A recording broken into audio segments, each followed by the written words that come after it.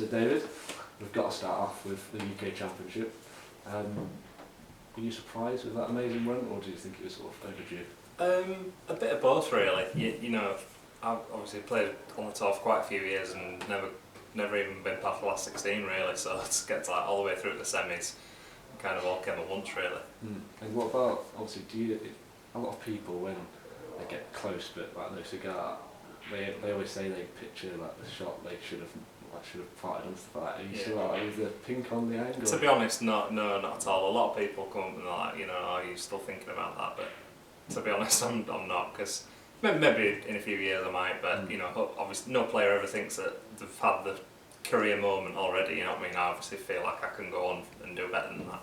Yeah. And psychologically, do you think you're in such in good stead? Obviously you said about pink, but surely getting to the semi-finals at UK Championship, 27 miles down the road at York, surely that's such a good stead for this season and beyond? Yeah, absolutely. Yeah, it was just massive just to have a breakthrough like that. I can compete. I've always felt like that I could do well on the big stage. The TV. I've always enjoyed playing on the TV matches like Eurosport and stuff. But I'd never played on the BBC before I played Ebden, and then won that and then beat gold. Yeah. And UK Championship. You're saying it like £30,000, which is a huge amount of money. And at that stage, you were talking about a wedding upcoming, planned house move. How's that all going? Yeah. The wedding's booked. It's the end of April. So obviously it's virtually paid all that off, and then we're going to try and move in together later this year or start next year. So it'll go a long way to getting deposits together for that. And in terms of the money going far for that, it also goes far for the rankings, as we know. You're inside top 64 now, so what's your goals for next season and beyond? Well, the way the rankings work over like a 2-year period, because I'll keep that money for the next 2 years, it'll actually give me quite a good springboard next season to move up the list. Obviously the season after, when that money drops, I'll have to try and replace it, but I need to start winning regular and putting points on the board, on a regular basis. And what's the rest of the season bring for you? We've got Poland, one of the smaller PTCs, and then due to the run in the UK, I've got in the World Grand Prix, so that's like a major ranking event, and then I've qualified for China, and then we'll have the World qualifiers to finish. Sweet. And obviously, as we're recording this, it's actually just come back off the Welsh Open.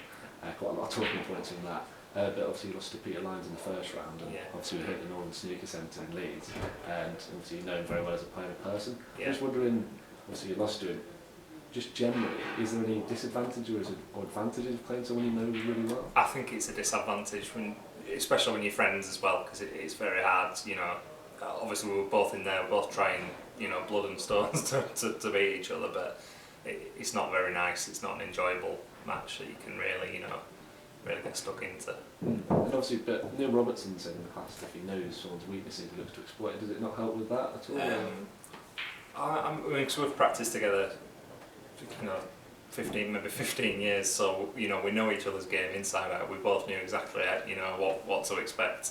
So it wasn't like, I've got any secrets on him, because he knew exactly the same about me. So it was just a tough old game. And obviously you've got your Twitter page and you've put quite a few comments on that. You're not too sure on the shot clock? No, I'm not convinced it'll speed anything up really.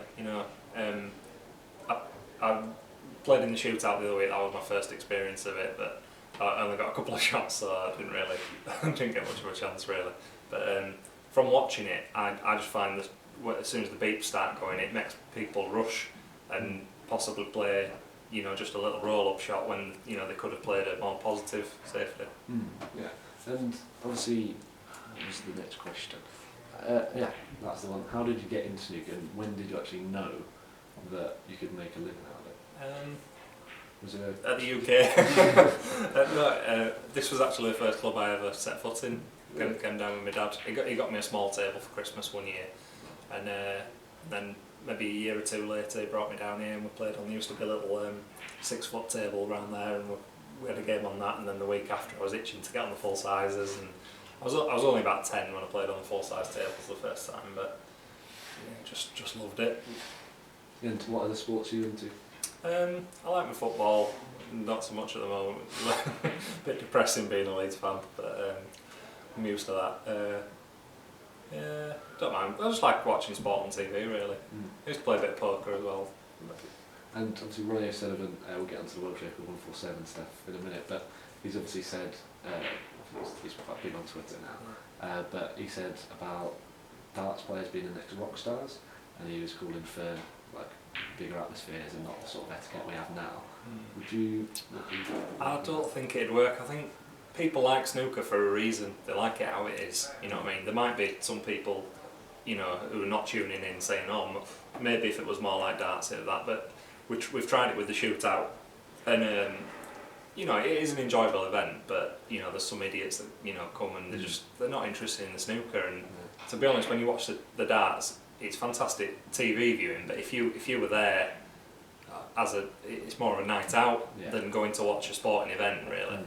So you want it to be focused more on the quality of sport? Yeah, I think the etiquette and the quietness and the gentlemanly conduct and everything is a big part of why snooker is popular. You know, in the same way as like golf is. You know, golf's not a thrill a minute, is it? It's a slow burn over the 4 days. It comes down to the last few shots, last few putts or whatever.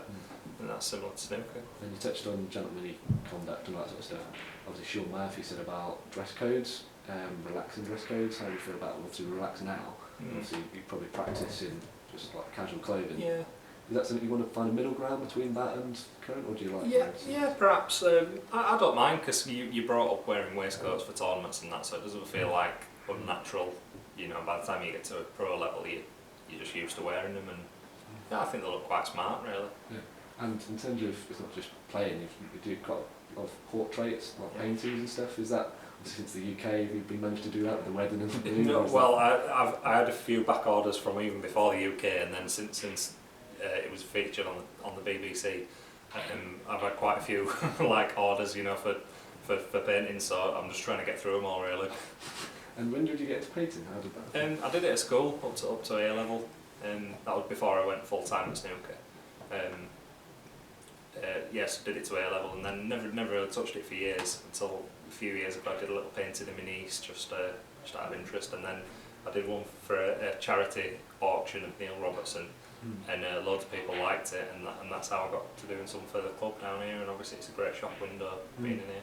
Yeah, and how will people go about buying or asking you to? Yeah, you just contact me through my website. I have an artwork page on my website, davidgraysnooker.co.uk.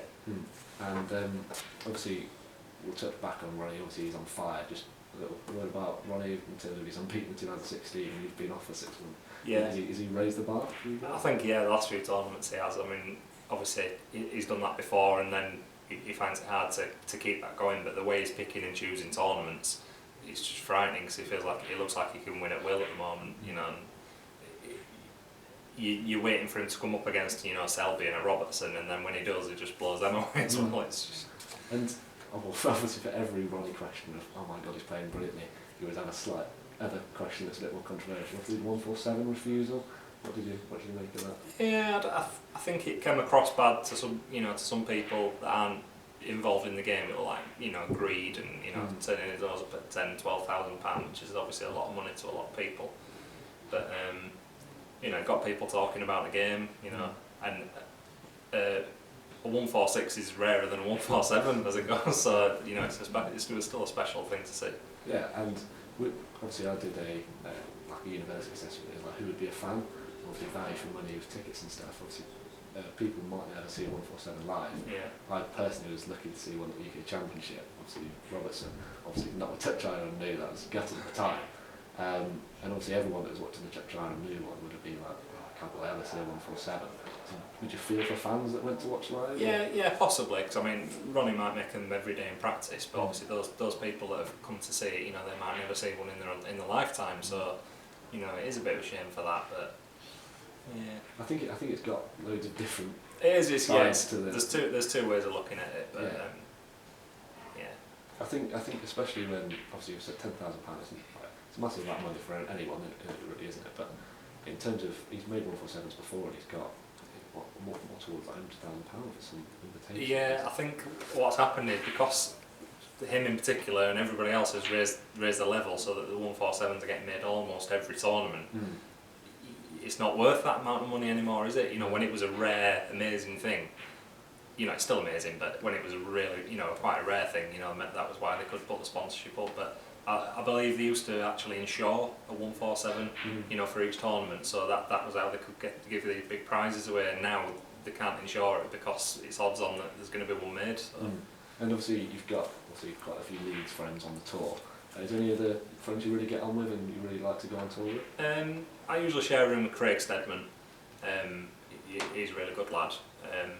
And then there's a couple of those snooker players coming on with Stag Do next week. So yeah, we all keep in a little circle. You can't be friends with everyone.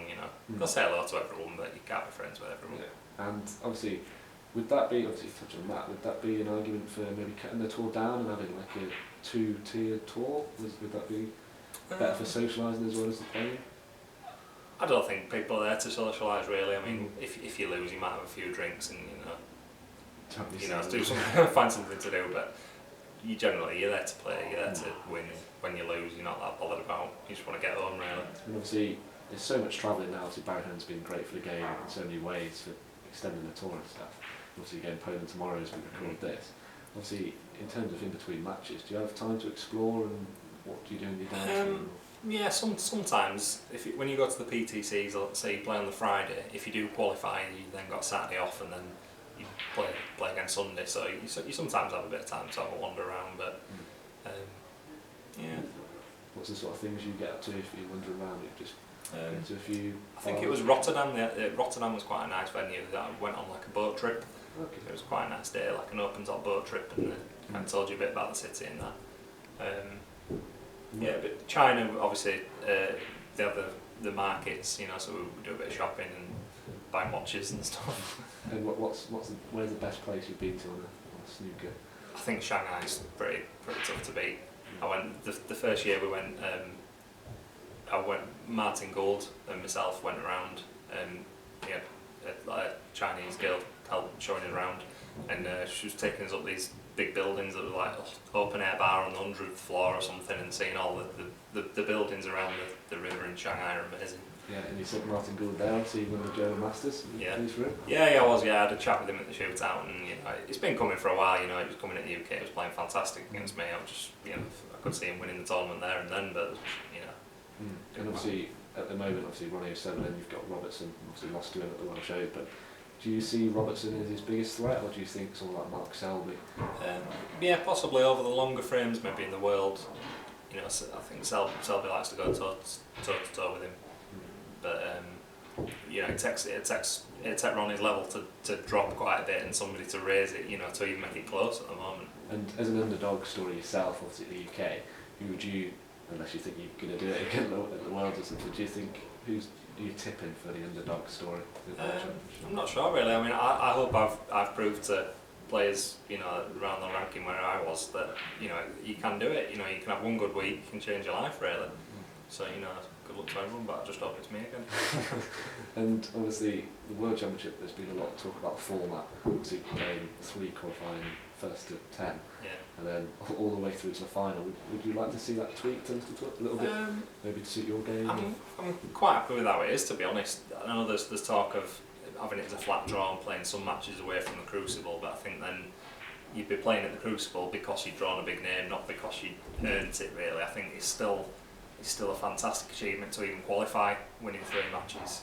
So it'd be nice to make your debut having come through that rather than just because you've drawn Ronnie in the first round. And obviously being in the top 64, obviously Ollie Lyons is breaking into that as well. Peter Lyons is sort of fighting for that, stay on the tour. What as a Leeds contingent, what are you guys looking to do over the next year or two? How have you got little percentages you're working on? Yeah, we just keep trying to move up the list. Obviously it's a tough cut off. On a tour of 128, you wouldn't have thought that 64 would be the cut off. So it's I've known from past experience it's really tough to break in. This is the first time I've ever managed to break in. If you can get in there, you've got the opportunity to then hopefully move up the rankings. Get better seedings. Slightly better draws on paper. You still have to beat them, but.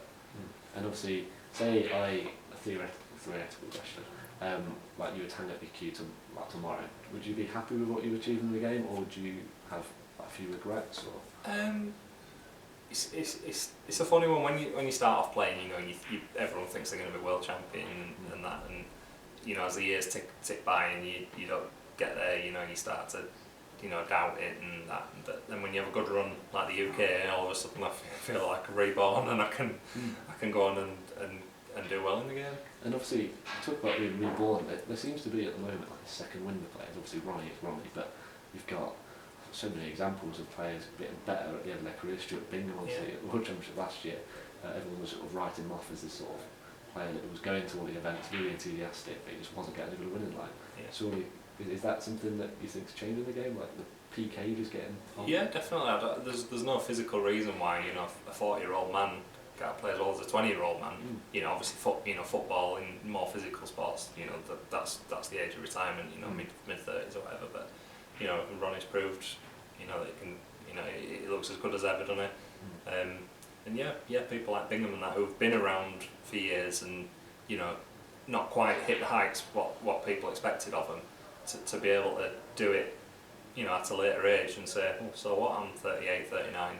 You know, it does give everyone hope, really. Yeah, and finally, do you think you can be world champion? Do you think, I know you can ask it to everyone, like you said, everyone thinks they're going to be world champion when they start out. Yeah. Do you believe that you can do it? Obviously you said if you have a good week, you can change your life. Yeah.